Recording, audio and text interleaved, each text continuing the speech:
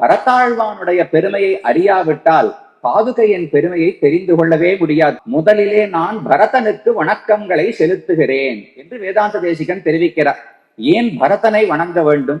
பகவானுடைய பாதுகையின் பிரபாவத்தை சொல்ல வந்தவர் பரதனை ஏன் வணங்குகிறார் என்றால், அந்த பரதன் தொடங்கித்தானே பாதுகையின் பிரபாவம் உலகத்திலே பரவிற்று.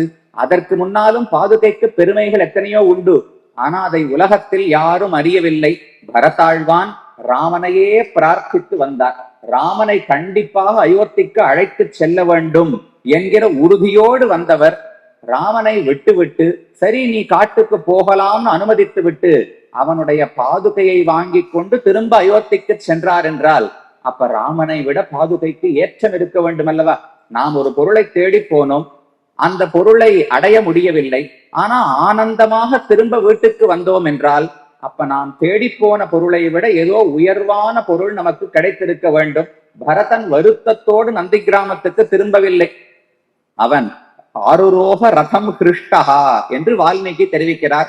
ஆனந்தத்தோடு மகிழ்ச்சியோடு திரும்ப ரதத்திலே ஏறி தான் அயோத்தி நோக்கி திரும்பி வந்தான்னு வால்மீகி ராமாயணம். அப்ப ராமனை தேடி போனவர் ஆனந்தமாக வந்தார். ஆனா ராமன் கிடைக்கவில்லை என்றால், அப்ப ராமனை விட உயர்ந்த பாதுகை கிடைத்திருக்க வேண்டும்.